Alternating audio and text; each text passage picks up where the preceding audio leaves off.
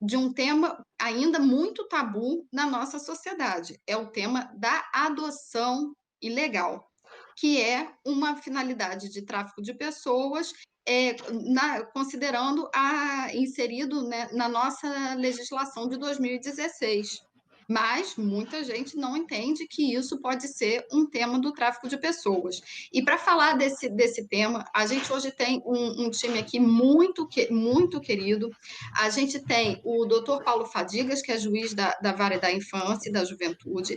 A gente tem a Dalila, que é presidente da Asbrad, que acompanha a defesa da criança e do adolescente desde antes do Estatuto da Criança e do Adolescente, que fez 30 anos essa semana. E para dar início ao nosso debate, a gente tem a nossa querida Isabela dos Santos, que vai contar para a gente uma história que Hollywood está perdendo. É uma história incrível de uma luta pela sua mãe, pela sua reconexão com o Brasil, e foi a partir da história dela que a legislação brasileira se transformou e inseriu a adoção ilegal como uma das finalidades do tráfico de pessoas. E a gente vai entender agora um pouco da história. Boa noite a todos, agradeço por estar aqui hoje.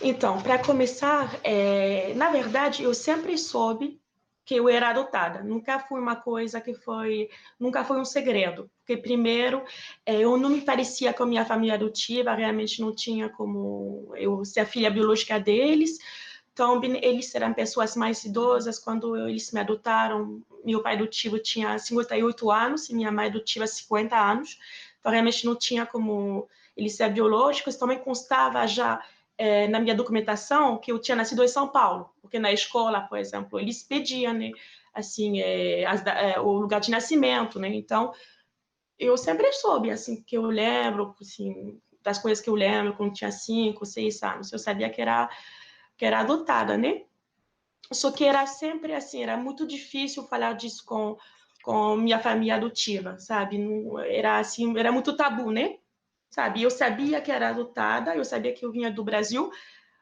mas eu não sabia como que tinha sido adotada, como que eu tinha chegado nessa família, né?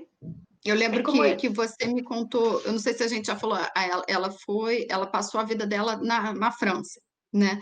E eu sim, lembro que você me contou até que você se sentia estranha, porque você sabia que você não pertencia àquele lugar, que você era morena. Fala um pouco sim, desse teu sim. estranhamento com relação Sempre, a tudo. sempre na escola, as crianças faziam perguntas, né? Tipo assim, por que você é assim? Por que sua pele é assim? E também quando eles viam, assim, meus pais adotivos, né? Era mais minha mãe adotiva, porque meu pai adotivo não cuidava muito da minha educação, né? Que ela era loura e também que ela já era idosa também, né? Porque os pais, assim, eles tinham mais, assim, 30, 40, né? Aí ela parecia mais minha avó, né? Então as pessoas sempre faziam perguntas, mas é estranho, né? Então, era isso, né? Sempre eram essas perguntas. Às vezes também as crianças falavam, né? Voltar para o seu país, porque você veio aqui, né? Então, é assim, eu me sentia assim, né? Eu tinha muitas perguntas, né? E também eu não entendia, porque eu pensava, bom, eu não tenho um sotaque, né? Quando eu falo que eu não tenho um sotaque, então eu penso, então, as pessoas são estranhas por coisa do meu físico, né? Então, para mim era difícil, né? Porque eu queria ser que nem essas meninas, sabe, francesas, né? Para ninguém me incomodar, para ninguém perguntar, você veio da onde, você, como é sua vida, né? Eu queria só estudar, como qualquer criança, né? Mas sempre vinha essas perguntas, né? E o que eu acho muito lindo da tua história é quando você fala que você tinha uma vozinha, uma intuição que falava dentro de você que a tua adoção não tinha sido uma coisa correta, né? Como conta um pouco dessa tua É, intuição. Acho que porque também tua intuição é a chave de tudo que aconteceu, né? Porque assim, também assim, o convívio com a minha família adotiva era muito difícil, né? Que meu pai adotivo, ele teve problema com drogas, ele bebia muito, eles brigavam muito, sabe? Minha adotiva, ela era uma pessoa que tinha, assim, mudança de comportamento, sabe? Ela, de repente, alguma coisinha, ela ficava com muita raiva, sabe? Eu pensava, bom, é estranho, porque assim, quando eu via, por exemplo, na TV, nos filmes, eles diziam, bom, a adoção para tirar a criança de uma situação difícil para botar a criança numa família estruturada. Eu pensava, mas por que estou numa família dessa, então? Porque essa família é uma família muito problemática, né? E se eles dizem que a adoção é para que a criança tenha uma vida assim mais segura, né? Tem algo errado também. E também tinha a questão do meu aniversário, né? Que assim, no meu documento, assim, constava que o meu aniversário era 30 de maio. Só que a minha mãe adotiva, ela fazia meu aniversário 30 de abril. Aí eu não entendia, sabe? Porque eu falava, mas no meu documento é 30 de maio, né? E aí, quando eu perguntava, assim, como eu tinha sido adotada, às vezes ela dizia, não, a gente te achou no lixo, você foi achada no lixo, essas coisas, né? Mas eu falava, olha, mas se eu fui achada no lixo, como você sabe que eu não nasci 30 de maio, mas que eu nasci 30 de abril? Porque não faz sentido. Se fui uma criança achada no lixo, você não sabe quando que eu nasci, né? Então, era sempre aquelas contradições, né? Então, eu pensava, bom, se aí foi uma adoção legal, foi uma adoção tudo de bom. Eu não entendo porque que eu já sei que eu sou adotada, não é como se fosse uma coisa escondida, porque já se sabe que eu não sou, que eu não nasci na França, já se sabe que eles não têm a idade para ser meus pais biológicos, que a gente não se parece. Então, para que o fato de falar como aconteceu é uma coisa tão problemática para eles? Isso que eu não entendo, porque se eles me dizem que a adoção é uma coisa bonita, então se eu fizer uma coisa bonita, eu não tenho nenhum problema em ficar como eu fiz. Eu não, Eu não acho, entendo eu porque uma acho coisa bonita que traz ser mal-estar. eu Aí acho para mim que tinha algo errado. um ponto central que eu acho que é importante dessa, tem muitos pontos importantes dessa tua história, mas uma coisa que eu aprendi com você quando eu te conheci, que de fato eu acho que no fundo eu também pensava isso, quando, mas a adoção, a pessoa saiu do Brasil, ela foi ter uma vida que talvez ela não tivesse no Brasil, ela foi ter uma vida na França.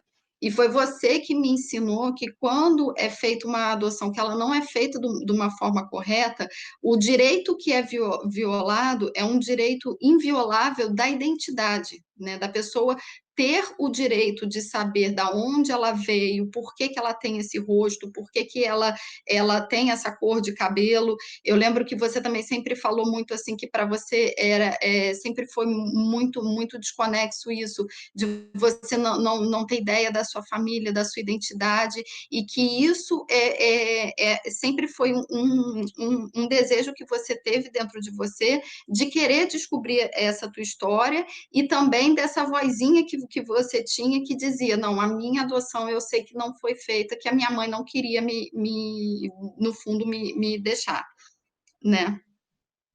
Porque para mim é isso. Para mim, se o fato de falar de como minha adoção tinha acontecido trazia tanto mal-estar, para mim queria dizer que tinha alguma coisa errada. Porque para mim não fazia sentido se fosse simplesmente, acharam a criança na rua, aí uma pessoa levou para um orfanato, foi feito tudo direitinho. Então, para que não contar isso, então? Sabe? Que para mim tinha que ter outra coisa. Também o problema também, quando a adoção não é feito de forma legal, tem vários problemas. Né? Tem o fato da pessoa, assim, primeiro ter o crime feito com relação à mãe biológica, porque essa mãe biológica não deu consentimento. Segundo, ter a questão que, por exemplo, eu não tinha nenhum dado meu, porque tinha esse problema de data de nascimento, que eu tive que esperar os 30 anos para realmente ter certeza que eu nasci no dia 30 de abril. É uma coisa básica para qualquer ser humano, saber quando que nasceu. E também essa questão que foi que a família que vai receber essa criança não é avaliada, entende? Sabe? Porque, assim, no meu caso, primeiro, assim, segundo todas as convenções internacionais, já pela idade deles, meus pais adotivos não podiam me adotar. Porque pessoas de 60 anos não é a idade para adotar um bebê recém-nascido, porque claramente essas pessoas não têm também a idade para poder ter a energia, ter a paciência para um bebê, né? Além disso, uma pessoa normalmente que tem problema com alcoolismo, com drogas, não é uma pessoa adequada para receber um bebê. Um casal que tem briga, que eles quase se batiam, que se insultam, não é uma situação para receber um bebê. Então, é isso que realmente me choca, porque eles dizem que a adoção é feita para melhorar a estrutura familiar, mas eles te mandam numa família que, na verdade, seria uma família que seria uma família para tirar a criança de lá, entende? Então é estranho, porque eles. Porque, assim, imagina se fosse uma família pobre, o pai tem problema com drogas, bebe, a mãe tem esse transtorno bipolar. Eles iam lá na favela tirar a criança. Mas, assim, parece que como é uma família da França, como uma família que tem dinheiro, parece que não tem problema, não. Tem dinheiro, pode beber, pode tomar droga, pode brigar, pode insultar a criança, pode fazer isso, aquilo, tudo bem. Isso que realmente eu não entendo. E Então, vamos dar entendo... Desculpa, a gente combinou Sim, que eu vou ajudando a Isabela, tá? Não estou desculpa. Sim. interrompendo ela, não, porque é muito grande para a gente construir essa linha do tempo. Quem quiser conhecer em detalhes a história da Isabela, a Verônica Teresa acabou de colocar no link do chat o livro que a gente fez a Asbrad produziu em parceria com várias autoras, e a Isabela é uma das autoras, tem um artigo que ela conta em detalhes todo o percurso que ela fez até chegar a descobrir o Brasil, até a CPI. Então, a Verônica Teresa colocou o link aqui, eu acho que vale muito a pena também ler o artigo. E aí, vamos dar um salto para o público. Infelizmente, a gente tem um tempo, eu vou te ajudando a gente narrar, fazer essa narrativa. Quando foi que você descobriu primeiro Brasil? E quando foi que você tomou a decisão de vir para o Brasil atrás da sua história e as principais dificuldades da legislação que você encontrou quando você quis conhecer sua história e reparar os seus direitos? Então, como foi? Assim, que quando eu tinha 14 anos, que eu finalmente encontrei uma pasta, aí nessa pasta tinha vários documentos, eu já sabia, né, que eu tinha nascido no Brasil e tudo isso, né? Mas aí nessa pasta, que eu achei, até nesse escritório que estou agora, que foi que eu achei essa pasta faz bastante tempo, que eu tinha 14 anos, aí eu descobri uma certidão de nascimento, eu descobri vários documentos, né? Só que eu entendi que, na verdade, esses documentos, eles serão forjados, que eu tinha uma certidão de nascimento, só que ela estava com dados errados. Então, era tudo muito complicado, porque eu tinha várias identidades. Aí eu fui para o consulado do Brasil, aqui em Paris, né? Porque eu falei, olha, eu quero voltar para o Brasil. Eu tinha visto, né, no site que quando uma criança brasileira ela é adotada, ela não perde a nacionalidade do Brasil, porque ela é um cidadão do Brasil, não tem como tirar, ela não escolheu ser adotada, né? Então eu falei, olha, eu quero minha documentação para poder ir para o Brasil, porque eu vou morar no Brasil. Eu não vou morar no Brasil pedindo visto como francesa, eu quero meus direitos. Aí eu fui lá, aí eles disseram, olha, senhora, é uma situação complicada. Por quê? Porque, na verdade, assim, no Brasil, o que existia no Estado Civil era aquela certidão forjada. E no Brasil não teve adoção. Entende? Que, assim, eles tinham me dado esse nome de Charlotte Pinto da Mota, filha da Maria das Dores Pinto da Mota, que essa Maria das Dores Pinto da Mota era uma laranja dos traficantes, entende? Ela constava como minha mãe.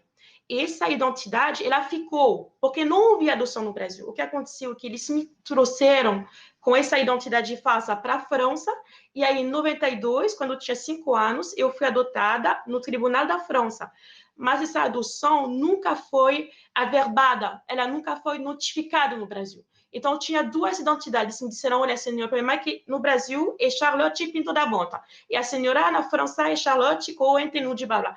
Então, a gente não sabe como resolver. Porque, assim, na verdade, eles tinham que fazer um passaporte brasileiro, a RG, tudo, com outro nome que ficou. Só que esse nome nunca usei, não posso ter uma identidade na França, outra identidade no Brasil, né? Peraí, Aí só eles para disseram, o pessoal entender aqui que eu estou acompanhando o chat, para quem está acompanhando aqui para o chat, agora ela trouxe o ponto principal para a gente entender. Primeiro, ela falou como ela se sentiu, que eu acho que isso é um ponto importante para a gente entender o que dessa identidade é furtada, e ela, na verdade, ela não foi adotada. O que aconteceu foi uma venda de bebês. E ela descobriu isso por ela própria, né? Enfrentando céus e terras que vocês não têm ideia do que ela passou. O fato não foi uma adoção, foi um tráfico de pessoas, né? Esse é um ponto principal. E quando ela veio para o Brasil em busca da identidade dela, parecia que o mundo inteiro, todas as leis, tudo jogava contra você, né? porque, na verdade, ninguém sabia resolver, porque normalmente, quando a criança brasileira ela é adotada por estrangeiros, os estrangeiros têm que ir para o Brasil, Aí no Brasil é feito a adoção e aí a criança ela sai do Brasil com a identidade assim, já com o nome mudado pelo nome da família adotiva. Então ela não tem esse problema. Só que no meu caso não foi uma adoção, na verdade foram estranhos que me sequestraram, me levaram para a França com uma identidade falsa e aí fui adotada na França sem o consentimento dos meus pais, né? Porque na verdade assim a mãe que constava que teria dado o consentimento era a mamãe falsa, né? Aí no Brasil ninguém sabia resolver, porque eles disseram que nunca viram um caso desse, né? Aí, então, no consulado me disseram, olha, a gente vai fazer para a senhora um passaporte brasileiro com seu nome francês, porque no passaporte não tem filiação. Aí a gente conseguiu botar Charlotte Mary Victoria Quentin de brasileira, São Paulo, 30 de maio, e a senhora vai para o Brasil e se vira. Tá bom. Aí eu cheguei, aí eu fui para todo e qualquer lado. Consulado francês, ah não, a senhora aqui brasileira, tchau, a gente não podia ajudar a senhora. Depois, cartório, ah não, mas para fazer, não tem como, porque tem que ser a mesma Charlotte chip em toda a mota, porque o que tem em Tucuruvi, o que tem em São Paulo, a gente não podia fazer nada.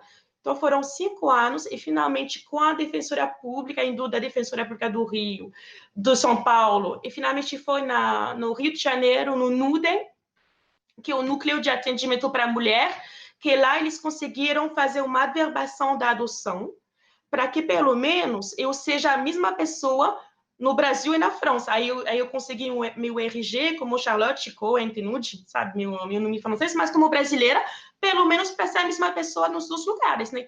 Mas eu tive sorte, porque durante até eu conseguir esse RG, né, eu tive que trabalhar, né? Porque também como que é viver.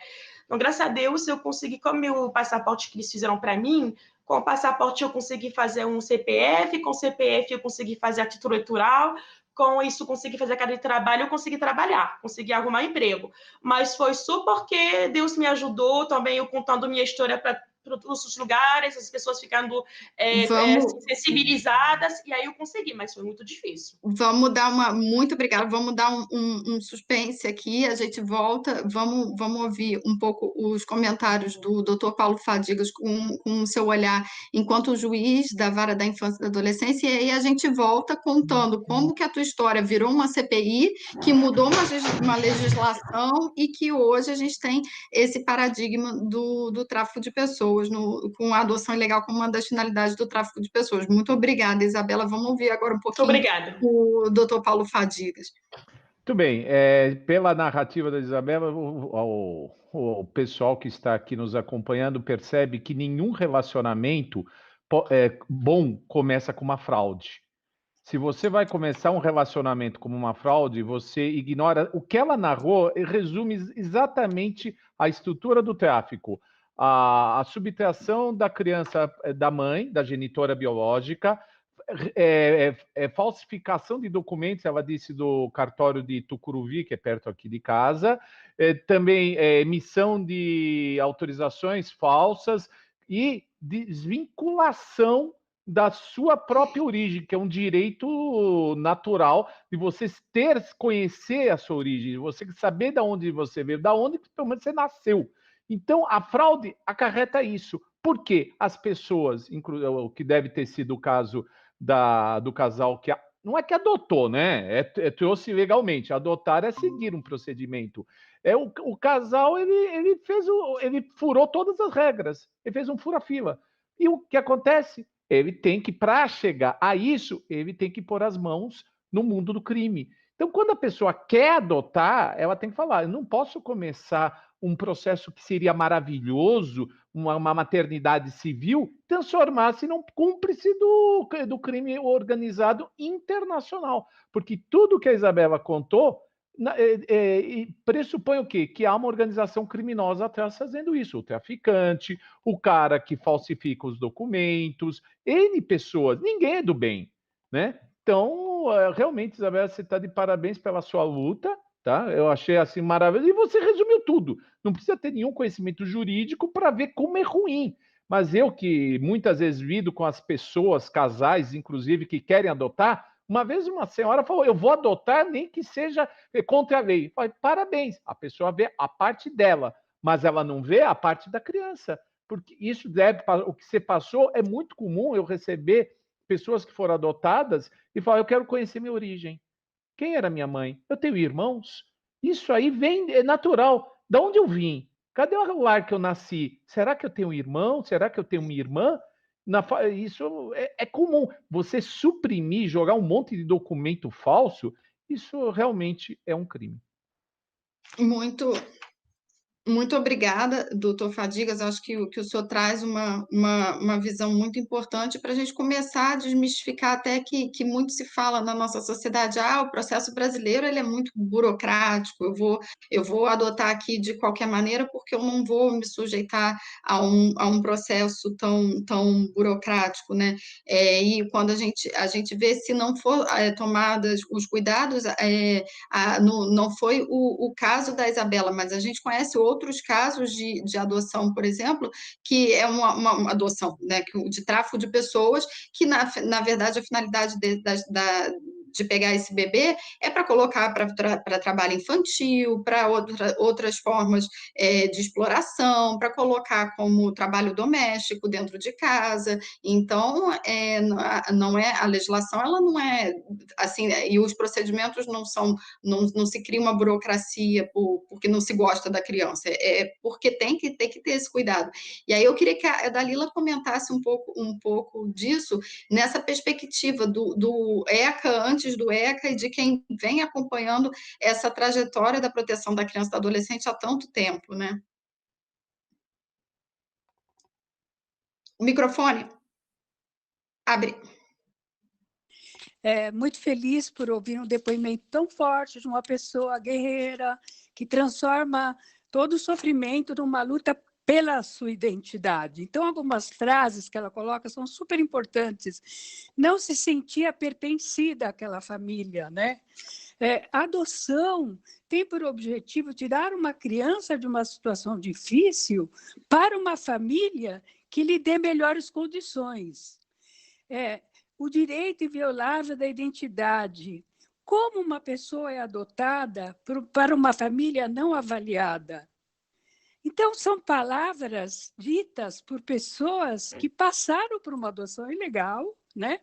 Dentro de um contexto totalmente fora daquilo que a gente conhece hoje como o mínimo de orientação jurídica que nós damos nas BRAD para qualquer casal que nos procura para buscar informações sobre adoção. Eu acho importante, primeiro, uma satisfação ouvir o doutor Fadigas, colocar um pouco o que era o Brasil antes do Estatuto da Criança e do Adolescente, quando a adoção brasileira era uma coisa recorrente e natural. Por quê? Porque a gente vivia num ambiente que crianças e adolescentes estavam sob a égide do Código de Menores, ou seja, eram objetos, não eram sujeitos de direitos, eram pessoas que, vistas na rua, eram retiradas por alguns agentes conhecidos como comissários de menores, levados para espaços conhecidos como orfanatos, onde não existiam órfãos. Pessoas que perdiam completamente a noção, inclusive, do dinheiro. Pessoas, a maioria delas, negras, pobres, que tinham sido literalmente abandonadas por uma situação de completa vulnerabilidade, mas que, dentro desse contexto do Código de Menores, elas eram levadas para esses espaços conhecidos como orfanatos. E, nesse sentido, o pior dos mundos era conviver com pessoas e com alguns trabalhos sociais que eram realizados nessa época, de encontrar madrinhas que pudessem dar o mínimo de carinho para essas pessoas na época do Natal, o que era uma grande ilusão. Quero mais eu diria, uma violação de direitos. É uma violação de direito que estava acontecendo já por conta daquilo que a gente conhece hoje como menorismo. E eu quero aqui saudar o doutor Antônio, que é do Ministério Público do Ceará, por todas as iniciativas dele em relação ao direito da criança e do adolescente e à Rede Peteca. A nossa luta é uma luta muito grande. Quando você se deparava com crianças, com adolescentes, na época era menores, ou D menor. Aquele D menor, quando chegava aos 15 anos, aquele D menor já não tinha uma perspectiva de um lugar para onde ir. Então, nós procurávamos insistentemente uma forma desses D menores, naquela época, de encontrar uma possibilidade de capacitação, de qualificação, já isso antes da Constituição de 88. Isso que é importante entender. E aí é bom a gente pensar o que mudou e como mudou. Quando a gente observa que em 1988 veio o quê? A proteção integral da criança e do adolescente. Em seguida, o Estatuto da Criança e do Adolescente. Essa proteção integral tirou o D menor da condição de objeto para sujeito de direitos. Enquanto sujeito de direitos, muitas coisas mudaram. E aí você tem, no Estatuto da Criança e do Adolescente, a partir da Constituição de 88, você tem como sujeito uma pessoa em situação peculiar de desenvolvimento, um sujeito que precisa ter respeito em todas as suas... acesso célere em todas as instituições, com todas as garantias que ele precisa. Qual é a dificuldade? A dificuldade que a gente começou a enfrentar por conta do Estatuto da Criança, é até da sociedade compreender que estávamos diante de o novo que trazia direitos a pessoas que eram invisíveis e retiradas da rua. Com isso, eu estou com um pouco de problema no meu áudio, eu quero dizer que o Estatuto da Criança e do Adolescente veio e trouxe modificações super importantes. Trouxe, inclusive, regras rígidas em relação à adoção, tá? Trazendo um pouco a situação da jovem que de forma guerreira se posicionou. Então, essas mudanças são importantes ser colocadas, e quando você observa os episódios pelos quais nós passamos, sobre racismo, sobre tudo aquilo que a sociedade pode observar como uma sociedade que não tem uma certa boa vontade em relação à compreensão da pobreza, da miséria, e achar que somente uma família que tenha posses na palavra da sociedade é que pode dar um futuro melhor para alguém. Obrigada, Então, Dalila. isso. Está todo mundo aqui elogiando vocês no chat, né? Do quanto que vocês são guerreiros por trabalhar, a Dalila por trabalhar tanto tempo disso, Isabela, todo mundo aqui está te parabenizando, algumas pessoas aqui do chat te conhecem, estão falando parabéns de quando da tua luta, doutor Fadigas também, muita gente falando desse teu histórico aqui na luta, né, contra esse tema. E aí, muito obrigada, Dalila. Eu queria voltar agora um pouco com a Isabela, para a gente entrar, de fato, no tema do tráfico de pessoas. Eu acho que o pessoal ainda está muito na dúvida, assim, não, primeiro, não foi uma adoção, foi tráfico de pessoas, e eu acho que um ponto também interessante de você contar a conjuntura em que você foi tirada da sua mãe e que resultou nessa adoção, né? Como você descobriu isso e toda aquela narrativa dos anos 80, né? Que a gente tinha muito e que hoje a gente sabe também que acontece, que é da exploração da condição de vulnerabilidade de muitas mães, né, que acha que porque é pobre pode tirar o bebê. Conta um pouco essa parte da história para gente, Isabela. Abre o microfone. Peraí, tá bom agora? Sim. Sim.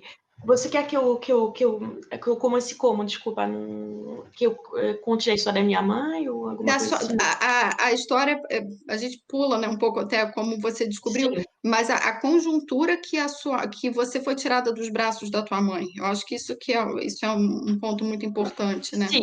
Na verdade, eu descobri que, na verdade, minha mãe, ela era empregada doméstica, aí foi mesmo na casa da patroa dela. Que, na verdade, a patroa dela tinha falado para ela que ela podia, assim, que ela não podia ficar, porque ela morava com a patroa, sabe? Aí ela falou que ela não podia ficar com a criança, que minha mãe tinha que achar um lugar para me deixar, porque ela não podia ficar comigo. Aí, quando minha mãe foi para, que ela era do subúrbio, que essa senhora morava em São Paulo, aí minha mãe era de Taboão da Serra, do subúrbio, e aí ela falou, então pode deixar tua filha assim uns dias comigo, e você vai ver em Taboão como que vai ficar. Aí minha mãe foi lá, ela conversou com minha avó, só que minha mãe era muito nova, ela tinha 21, eu já tinha uma irmã mais velha, já tinha tido uma filha com 16 anos, e aí a minha mãe foi jogada na rua, porque eles disseram que ela tinha tido uma filha, a primeira filha fora do casamento, aí...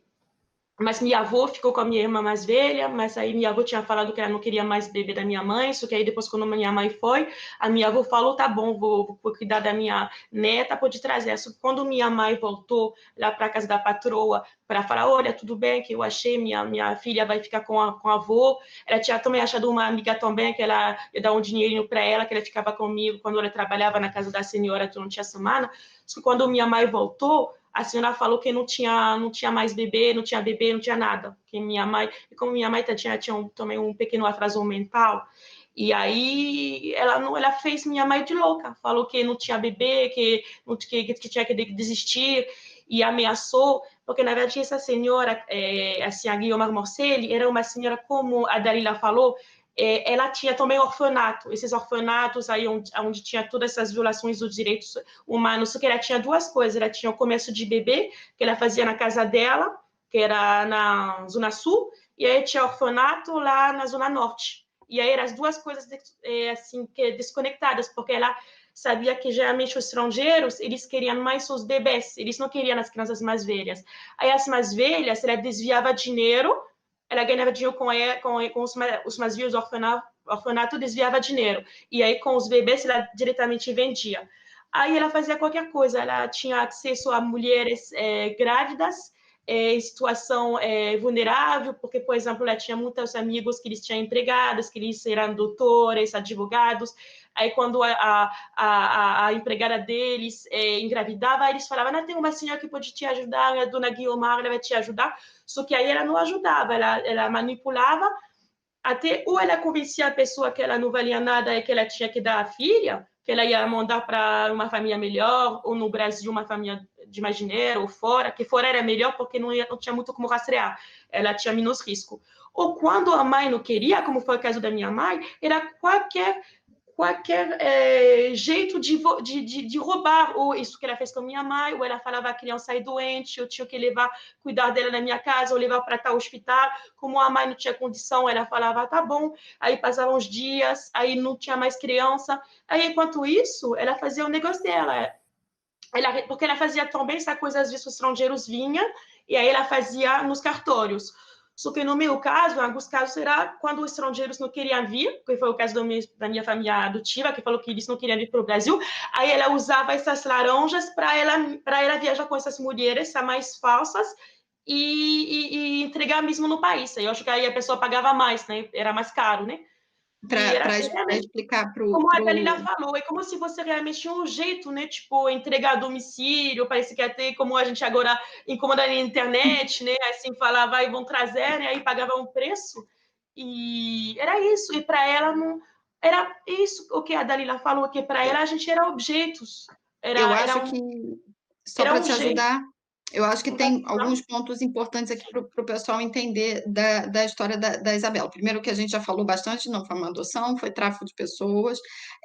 Ao tentar desmembrar esse novelo da história dela, ela acabou descobrindo que tinha uma rede muito estabelecida de tráfico de bebês. Então, tem a história da Isabela, mas tem milhares, e ela mesma já se conectou com outras pessoas que foram traficadas pela mesma rede, isso no início dos anos 80.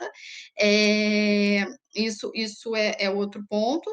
E um ponto emocional muito importante que eu acho que você não chegou a comentar e que eu acho que é importante contar para as pessoas é que ela falou, né? Enganaram a mãe dela e porque a mãe dela estava em condição de vulnerabilidade, era empregada doméstica, falaram, você não vai ter condição de criar essa criança, de repente sumiram e falaram, ela vai ter uma vida boa na França, já tem uma filha, esquece. Mas a mãe dela nunca deixou de procurar por ela, né? Quando a Isabela conseguiu achar a certidão e achar em contato, a mãe dela já tinha falecido, mas ela conseguiu se conectar com os irmãos dela, que hoje estão vivos, ela tem conexão com esses irmãos, e os irmãos, os tios, falaram que a mãe dela morreu procurando por ela, né? Acho que esse é um ponto importante para você contar para o pessoal. O que é grave é que a mãe realmente, assim, minha mãe nunca assinou nenhum documento, sabe? Assim, é que ela, porque se alguém tivesse chegado assim e falado, assine que você quer deixar sua filha, nunca teria assinado. E por isso que eles tiveram que usar uma outra mulher que assinou, sabe? Uma coisa. E o pior é que meus pais adotivos, eles sabiam que, assim, eles sabiam. Minha mãe já me falou. Ela sabia que a mulher que assinou o documento não era minha mãe, não foi nenhuma coisa que eles foram enganados, é que eles sabiam, só que ela falou, ela queria um bebê, ela sabia que ela não se encaixava no padrão, a qualquer custo, se tinha que ter um filho, ao custo do sofrimento da mulher que carregou, que deu vida, ela fez, sabe, é como se minha mãe fosse, também um jeito, né, como se fosse, eles usaram ela e não importa o que ela sente, o que a filha dela sente, né?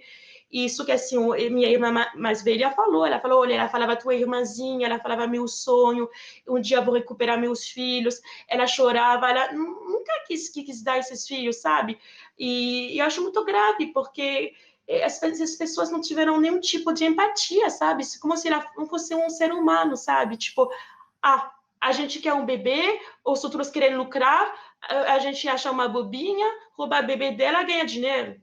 É uma coisa para mim, eu não consigo entender, eu sendo um ser humano, sabe? Eu não consigo como uma pessoa pode fazer isso a outro ser humano e dormir bem. Eu nunca poderia criar um filho na minha casa, sabendo que do outro lado do mundo tem uma mãe que está chorando, cadê meu filho? Eu não poderia brincar desse jeito, eu não consigo entender. E para mim é uma coisa que mais não me traz raiva, eu não consigo entender, entende? Eu fico sem entender. E a estaca no coração, que a gente vai dar agora também, da nossa audiência que está aqui perguntando no chat, e que danos foram reparados? Como foi quando você descobriu que você não conseguiria reparar seus danos, porque o crime conta? Você quer dizer porque minha mãe Que o crime morreu? tinha... Não, sua mãe, primeiro que sua mãe já tinha morrido, e segundo que o crime prescreveu, né? Assim, eu não sei nem se prescrever, assim, porque tinha vários pontos de vista. Na verdade, eles disseram que não prescreveu, porque é por isso que teve um inquérito na Polícia Federal de São Paulo, porque eles disseram que, na verdade, a prescrição é só quando a justiça é ciente do crime. Então, eles fizeram um inquérito, mas ao final, sei lá o que aconteceu, acabou tudo em pizza. Não sei, porque eles disseram... o delegado me falou, a Guiomar Morcelli te roubou da tua mãe, a gente sabe de tudo que ela fez durante esses anos, mas parece que, não sei, eu nunca tive retorno, eu não sei, realmente não entendo, porque eu não entendi bem essa questão que prescreveu, porque para mim, segundo a lei, não prescreveu, mas parece que eu acho que como o Estado, assim, porque a verdade é que o Estado, ele era conivente, porque como que eles conseguiam emitir esses passaportes para os bebês? Meu passaporte ele foi emitido em 2 dias, alguma coisa assim. Também a embaixada da França também era cúmplice. Como assim? Uma empregada doméstica, em 87, teria condição de viajar para Paris? Como que ela bancaria uma passagem? Ela está viajando com um bebê recém-nascido? Você acha que a França não achou esquisito? Então, na verdade, quem era cúmplice dessa Guillaume Marcelli? A Polícia Federal de São Paulo, a Embaixada da França, a Embaixada da Itália, a Embaixada dos Estados Unidos, tudo isso, né? Então, eu acho que também, meio que como era uma coisa, entre aspas, que foi uma coisa aceita pelo Estado e até pela França, outros países, eu acho que também eles não têm muito interesse em fazer alguma coisa, eles vão dizer agora a pessoa já cresceu, já é uma história antiga, as pessoas já são idosas, né? Mas é complicado, porque assim, eu vivo, sabe? Assim, para mim, isso não vai terminar nunca, né? Vai me perseguir, ou seja, é minha vida. Para mim, isso não tem vencimento, né? Não tem prescrição, porque eu vou viver isso a minha vida inteira. Vamos dar uma pausa para o Dr. Fadigas fazer os comentários dele enquanto isso, mas assim, só tem muitas perguntas aqui no chat para você, muitas pessoas curiosas e querendo saber da tua vida, como que foi. A gente volta um bloco para falar isso. Só um detalhe que eu acho muito bonito da história da Isabela é que o nome dela era Charlotte. Era o nome francês que foi dado. Quando ela descobriu a identidade dela, ela se reconectou com o Brasil, ela trocou o nome e ela deixou de ser Charlotte, e ela é a Isabela, que era o nome que a mãe dela escolheu para ela. Eu acho isso muito simbólico, é muito bonito. E a gente volta aqui, tem muita pergunta do chat para você, mas eu quero ouvir agora um pouquinho do Dr. Paulo Fadigas para fazer o contraponto dos comentários de forma mais técnica. E, doutor Paulo Fadigas, assim, juntando, tem várias perguntas no chat, o pessoal está pedindo para pontuar o que caracteriza uma adoção ilegal que não é tráfico, uma adoção que é tráfico, quais são, o que, numa forma geral, quais são os atores que participam desse processo, como o senhor tem visto isso? Eu vou deixar para o final, mas eu vou primeiro pontuar algumas coisas, e é melhor contrapontuar. Aproveito e já não há prescrição em crimes dessa natureza. Isso é importante também esclarecer. Tá? Não há prescrição em crimes dessa natureza enquanto não se sabe da falsidade. Tá? O prazo se inicia a partir do momento em que a autoridade policial descobre que autoridade policial administrativa sabe que o documento é falso, tá? Que o registro é falso, não o documento, o registro. Então, a partir desse momento que começa a prescrição. Eu tenho vários casos que começaram a prescrição 20 anos depois, né? 20 anos depois do crime. Isso aí eu quero pontuar. Segundo, ninguém acorda e fala, eu vou roubar uma criança. Isabela, eu vou falar, continuam fazendo a mesma coisa. A pessoa aborda uma genitora em estado de vulnerabilidade, como uma amiga. Mãe, como você tá bonita, que barriguinha bonita, sabe de quantos meses? Aí vai cooptando, vai atraindo. Olha como essa casa é bonita, olha como você mora mal. Você deixa a sua criança aqui, você vai trabalhar, e a pessoa acaba aceitando. Fala, lógico, olha, porque a pessoa quer o bem do filho, da filha. E fala, que bacana, a minha filha, meu filho vai ter um lugar, mas eu quero, é meu filho.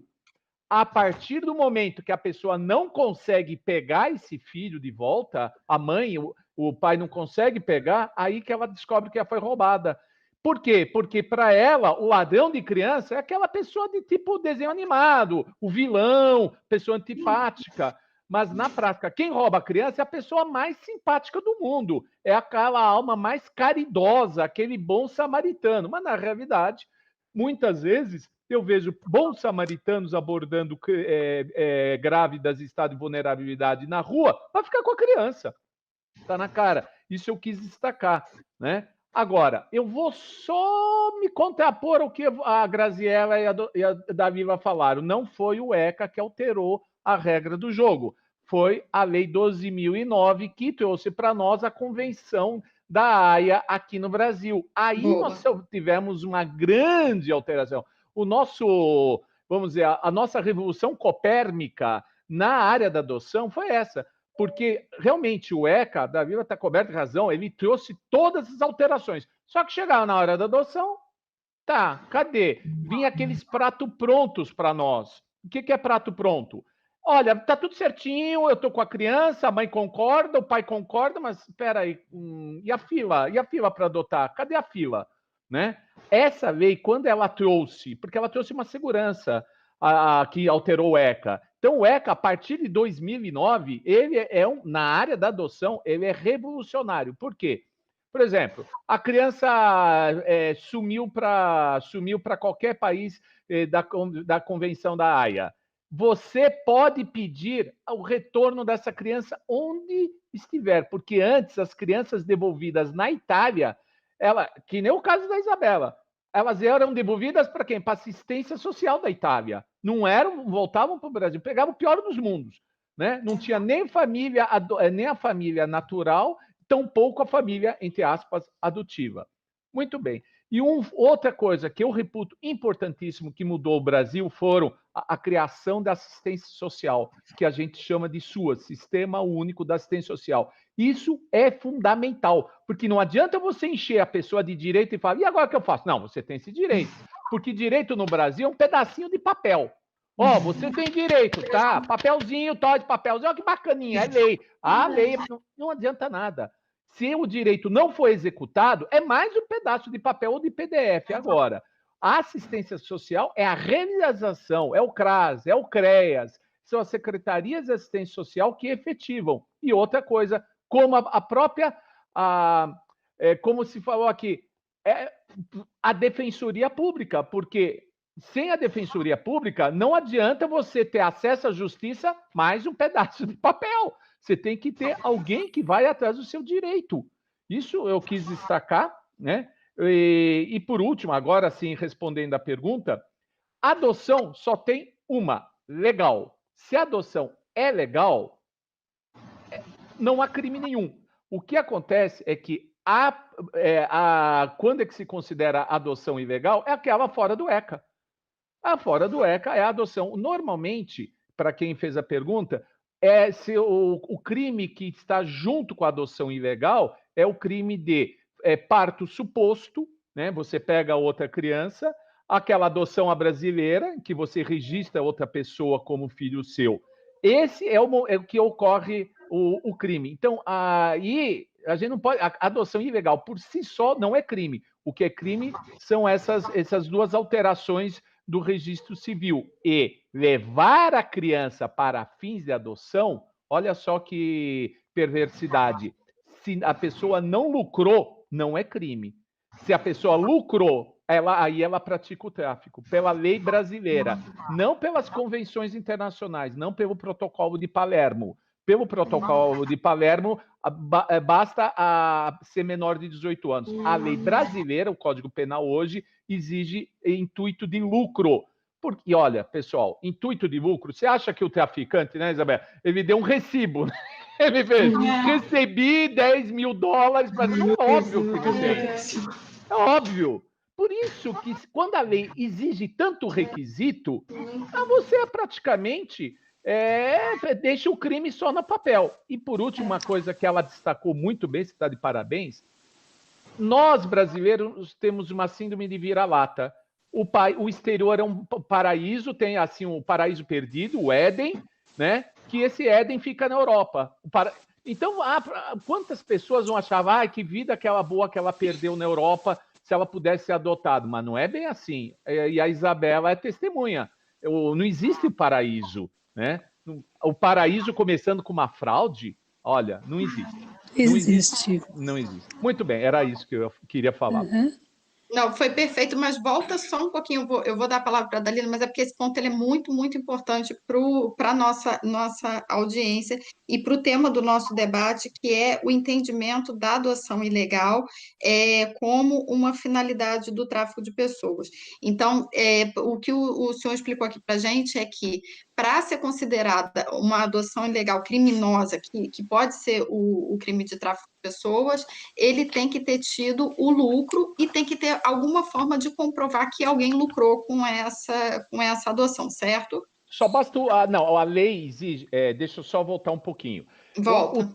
O tráfico de pessoas, ele só é crime se tiver uma das modalidades, se for para fins de adoção, transplante, exploração sexual e trabalho escravo.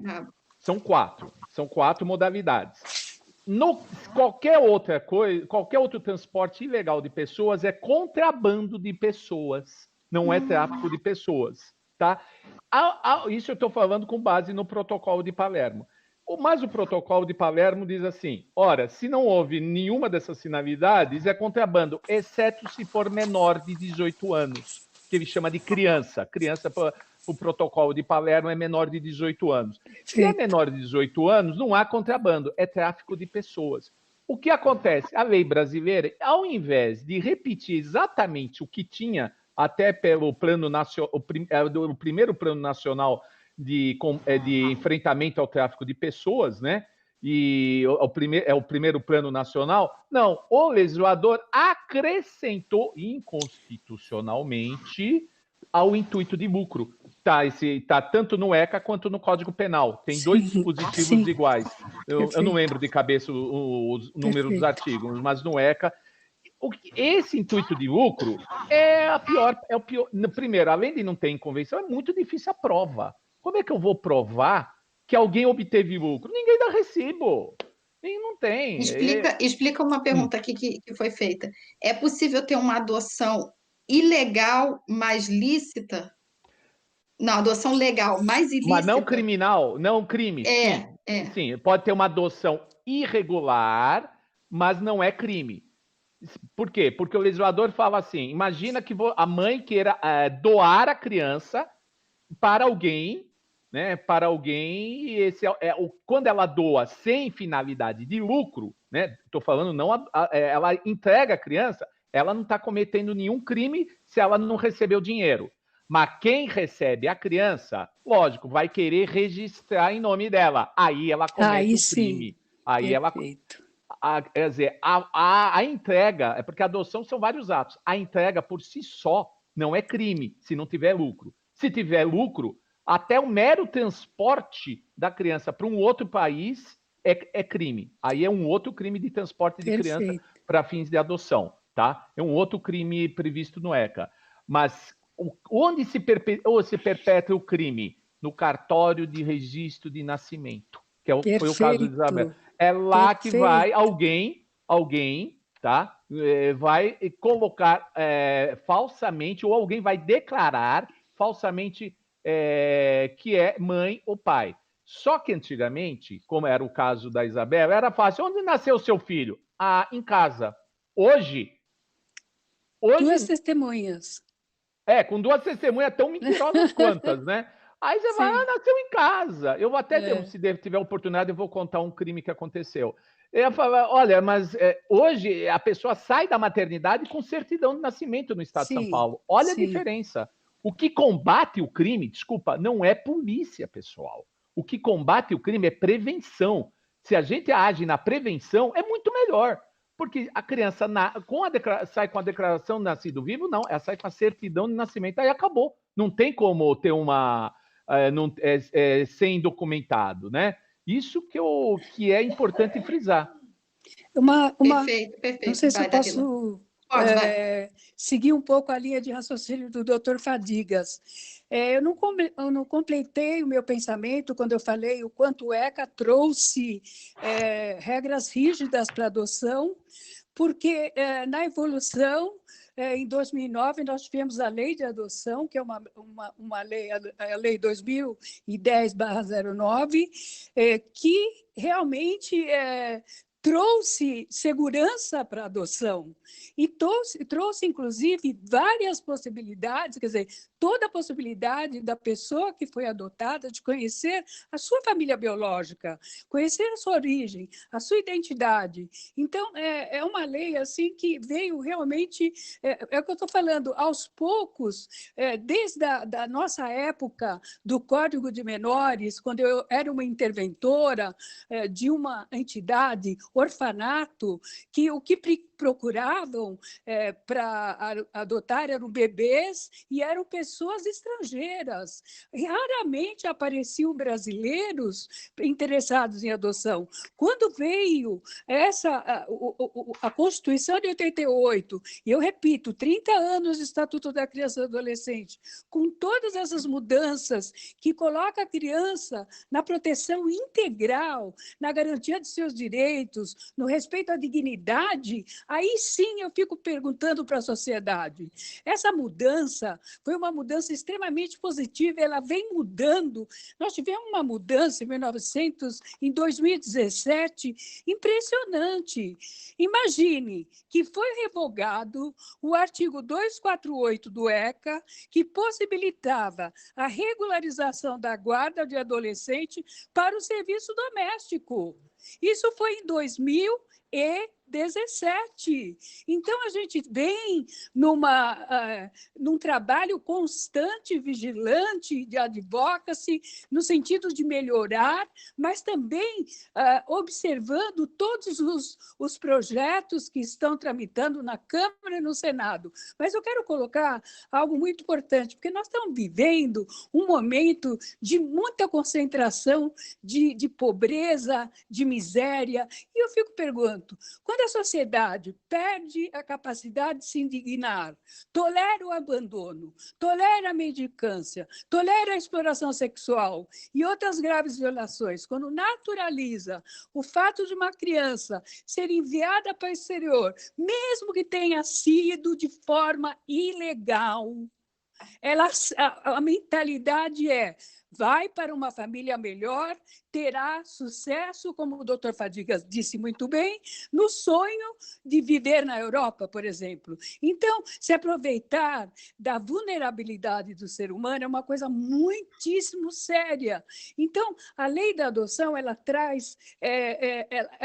Ela traz a relação jurídica necessária para que ocorra uma adoção legal. Agora, se você pega o protocolo de Palermo e você observa os verbos do protocolo de Palermo, você observa que nós precisamos cada vez mais, e ontem a procuradora falou muito bem, no final dessa websérie, todo mundo vai ter que saber o protocolo de Palermo. Você pega os verbos, agenciar, aliciar, recrutar, transportar, transferir, comprar, alojar ou acolher pessoa, mediante violência, grave ameaça, coação, fraude, abuso, com o intuito de remover órgãos, submeter ao trabalho em condição de escravidão. E aí vem a adoção ilegal, que veio a partir da CPI, que aconteceu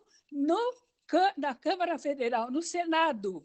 Então, a inclusão da adoção ilegal como uma das formas de tráfico de pessoas no Brasil, e o doutor Fadigas coloca muito bem como que isso fica para a sociedade compreender, mas também para o sistema de justiça conseguir compreender essa situação e tentar, através do Código Penal, através do Estatuto da Criança e do Adolescente, através da Lei da Adoção, através das convenções, você tentar ser justo, você tentar estar em consonância com tudo isso que eu acabei de falar.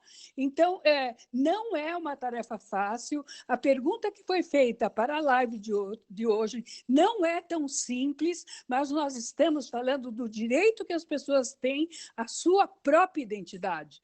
Agora, o que mais me deixou impressionada há 2 anos atrás foi que, em menos de um mês, famílias que adotaram legalmente crianças compareceram na entidade para devolvê-las, que é uma outra situação completamente assim que é uma outra situação completamente surpreendente para nós, até porque a adoção é irrevogável, mas que ela existe.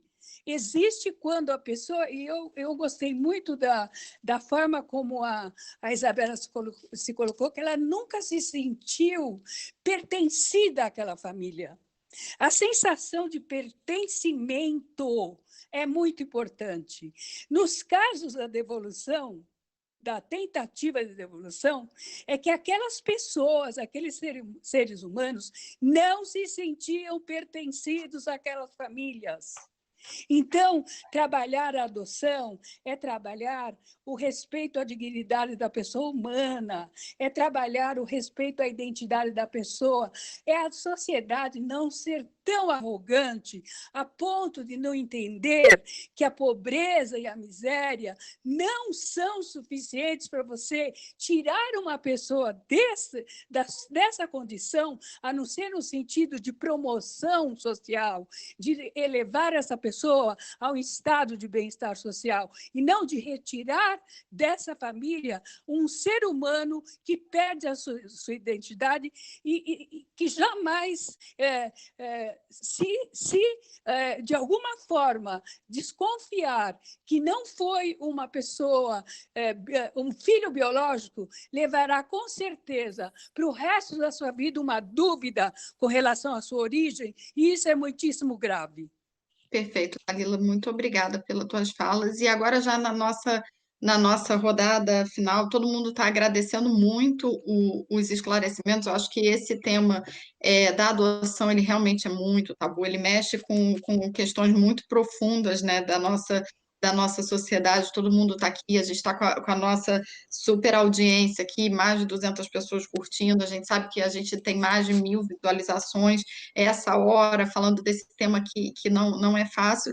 E, Isabela, as pessoas estão com muita curiosidade, assim, e aí responde como você se sentia à vontade nessa nossa rodada já de encerramento, de conclusão de pensamento.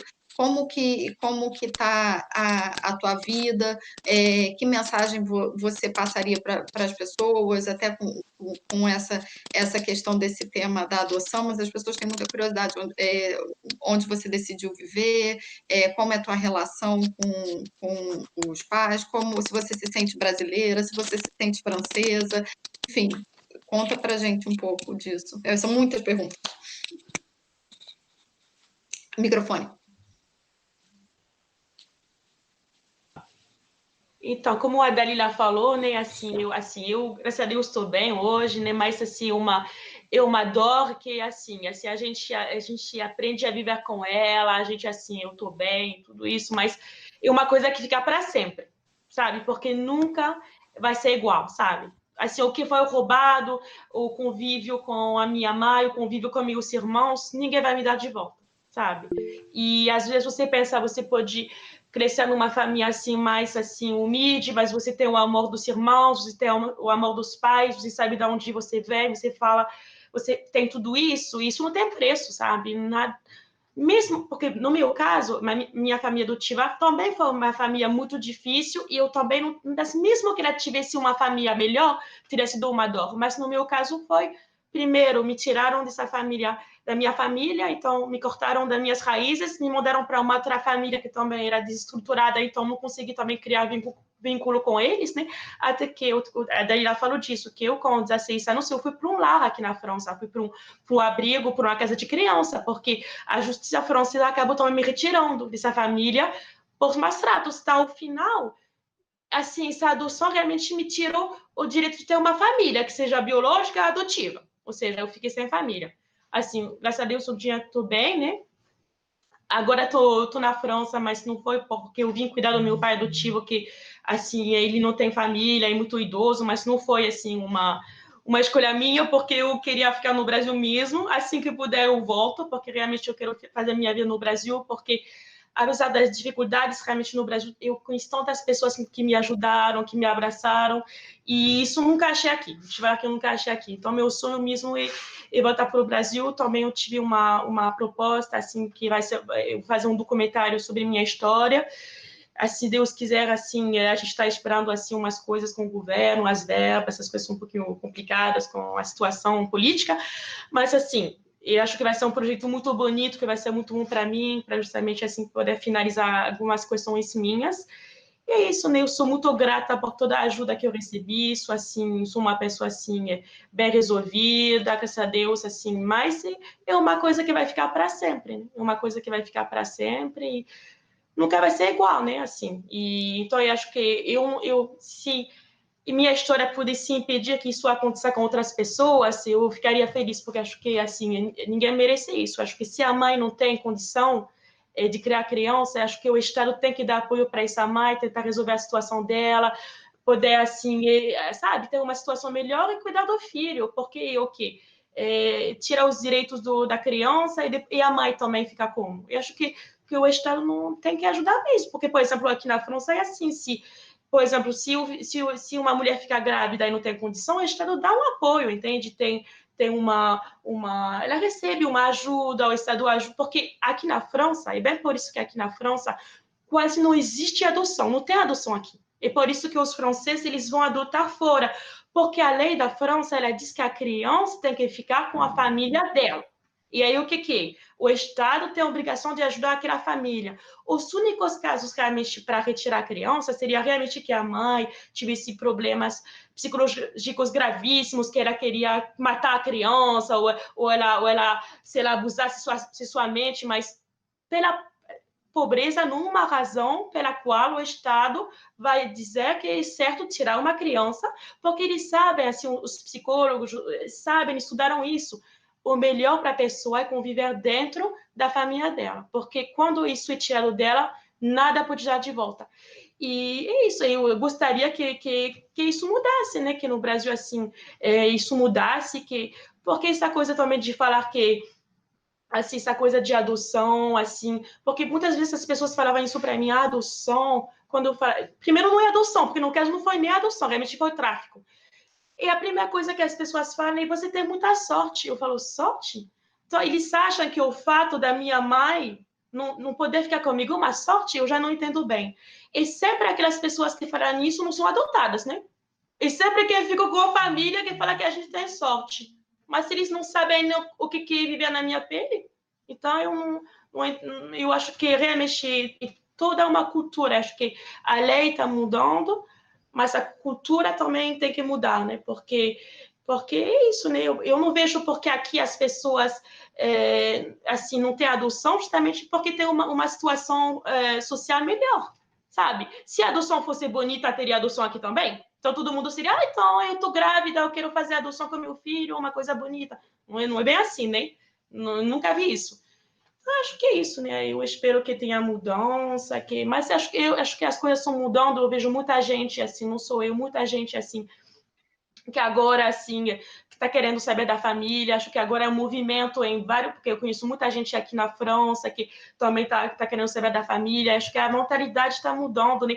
Mas é muito difícil, porque eu vou te falar que a gente sempre tem que lidar com essa culpa, porque quando a gente começa a falar, a gente quer saber da família biológica, mas tipo, aí vem esse discurso, mas tipo, como se a gente fosse ingrato, como se a gente quisesse criar problemas, sabe? Então você tem que ser uma pessoa muito forte para justamente lutar por esse direito, que na verdade é um direito natural, mas eles criaram todo um discurso que faz que que no lugar dos traficantes ser as pessoas ruins, parece que é você. Muitas vezes eu ouvi isso, mas ela devia dar graças a Deus, que ela está na França, ela devia dar graças a Deus aos pais adotivos. Então, mesmo que a pessoa pegou uma criança, sabendo que era crime, sabendo que a mãe não queria dar, só porque essa pessoa me deu comida e cama, assim, ela fez uma coisa boa, eu não consigo entender, mas o discurso é esse, né?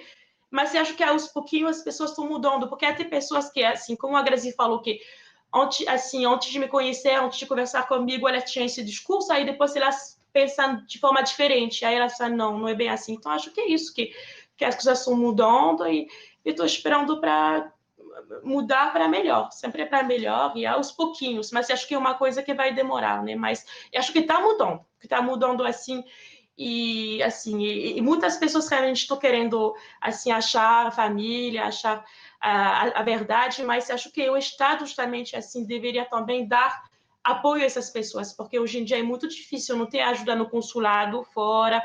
Também assim, se a pessoa também quiser ir para o Brasil, não tem eu acho que deveria ter algum lugar quando a pessoa que vem de fora chega para saber sobre a família, teria que ter algum tipo de atendimento, porque hoje em dia não tem nada, né? Ou a pessoa tem que bancar um investigador, ou a pessoa tem que fazer que nem eu, e ficar 5 anos indo de lá para cá, mas é muito difícil. Porque eu entendo que também essas pessoas, assim, a gente também somos brasileiros, então acho que o Estado tem, assim, essa responsabilidade de nos ajudar também nessa busca. Porque como ele também foi, assim, responsável pelo que aconteceu com a gente, eu acho que, de alguma forma, ele tem que ajudar hoje as pessoas que querem achar os pais, né? Mas, infelizmente, hoje em dia eu não vejo muita coisa, assim, feita, né? Então, eu acho que, justamente, a gente tem que estar nessa luta para isso. Eu espero que o documentário possa ajudar com isso, sabe? Não sei, para alguma coisa ser criada, sei lá, alguma comissão, alguma coisa, porque eles fizeram também, assim, mudaram a lei com a CPI, mas também eu não vi muitas, sabe, eu vi a lei que mudou, mas eu não vi, sabe, órgãos para justamente poder aplicar a lei, algum órgão para ajudar na busca dos pais, isso ainda não vi, né? Então acho que a gente tem que ficar cobrando isso. É isso. Obrigada. Muito, muito obrigada, Isabela. Passa para o Dr. Paulo para falar suas considerações finais.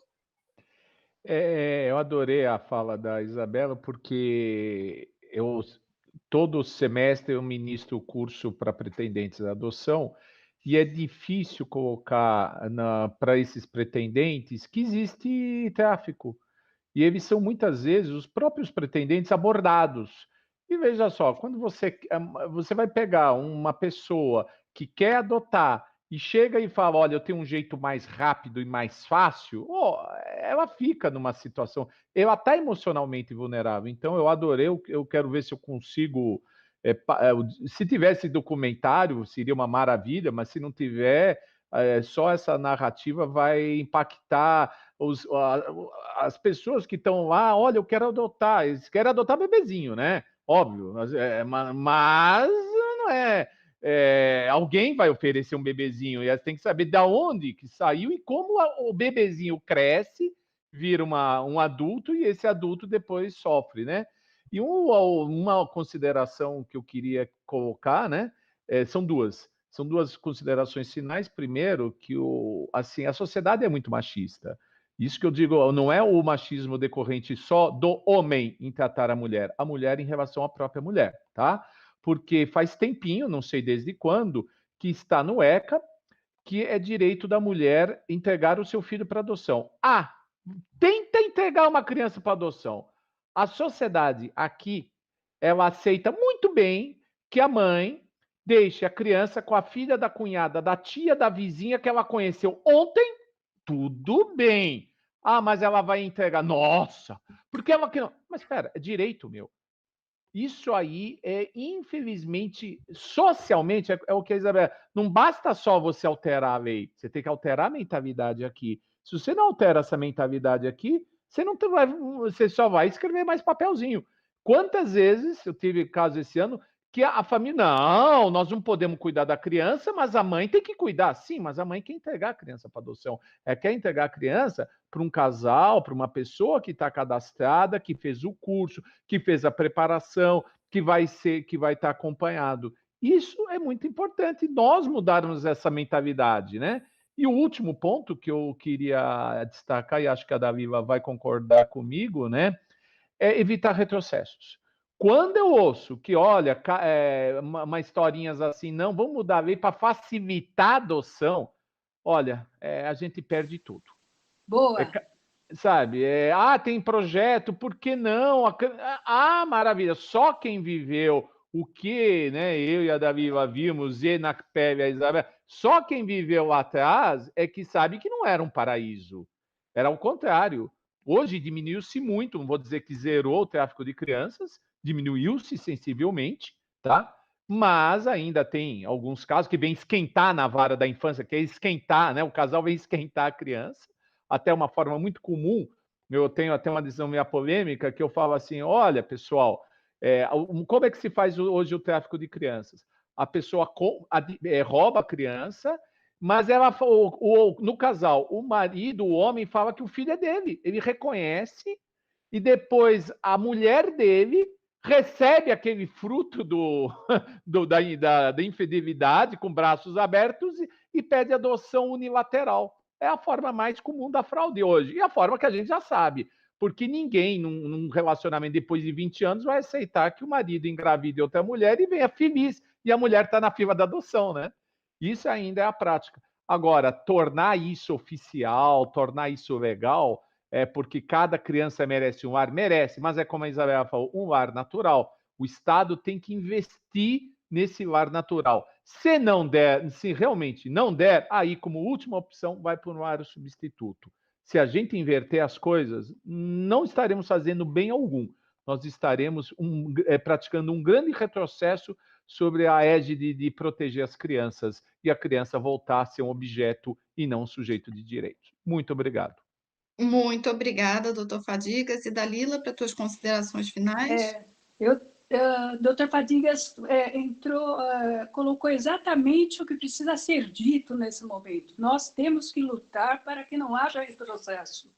Uma das grandes compromissos da rede de proteção da criança e adolescente no Brasil, do próprio CONANDA e de ONGs, é de monitorar os projetos que estão tramitando na Câmara e no Senado, com o intuito de facilitar algumas coisas, mas que vão na contramão de tudo aquilo que nós construímos nesses últimos anos a partir da Constituição de 88. Mas tem que ficar claro nessa live que ninguém aqui está dizendo que que a adoção não é um ato de amor humanitário.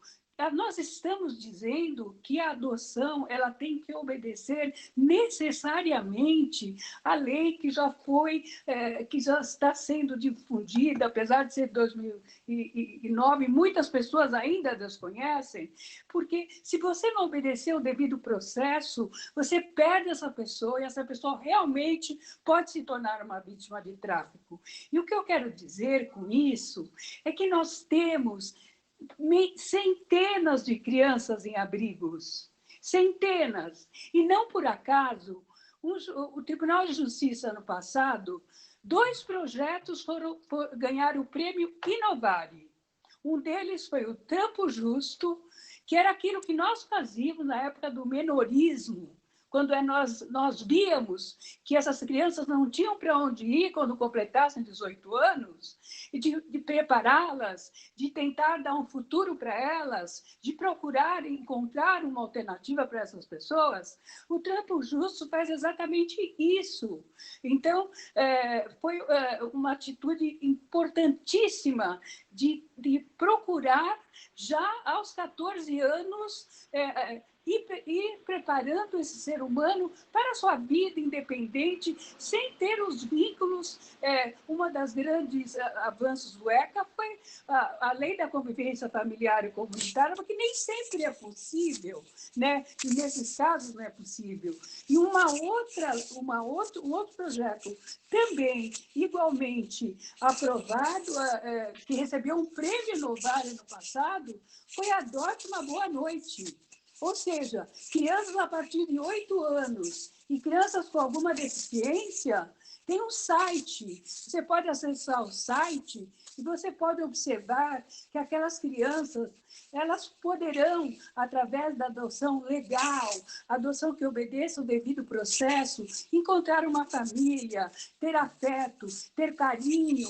Não que a gente tenha que ter a arrogância e a soberba de dizer que basta a pessoa ser pobre e estar numa comunidade para ela não ser suficientemente boa para dar um futuro para uma criança. Isso é um equívoco, é uma arrogância, é um preconceito com o qual nós não podemos concordar.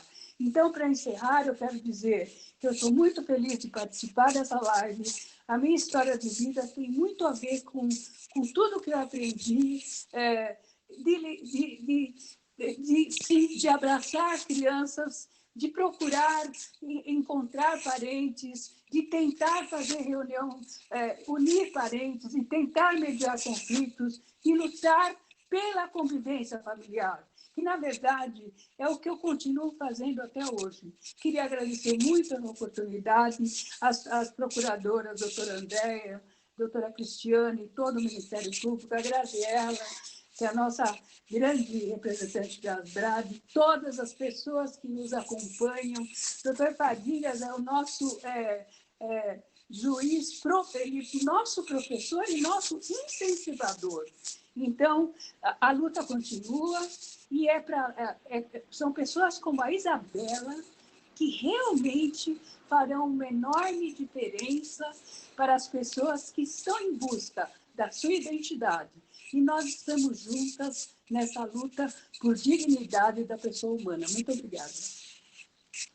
Muito obrigada, Dalila. Depois da fala da Dalila, não tem absolutamente nada a dizer, só agradecer mais uma vez a Isabela, o doutor Fadiga, vocês são parceiros nossos, mais uma vez juntos. Isabela, muito sucesso no teu documentário, conta com a gente o que a gente puder te ajudar. São muitas perguntas que a gente deixou sem resposta no chat por conta do nosso tempo, mas as pessoas ficaram muito emocionadas e curiosas com a tua história. Muito obrigada pela tua participação. Doutor Fadigas também, muita gente agradecendo muito pelos esclarecimentos. Esse 1h30 aqui de live realmente não é nada para que a gente possa depois, com calma, voltar, esmiuçar os conceitos, esclarecer a sociedade, porque esse trabalho aqui, às vezes a gente acha que não, mas é importante a gente falar de conceito, explicar, porque tem muito tabu e muita lacuna, e, assim, não tem palavras para agradecer a tua fala. E, Dalila, não tenho que falar da tua coragem de estar aqui hoje com a gente, e da tua luta, enfim, você é fonte de inspiração.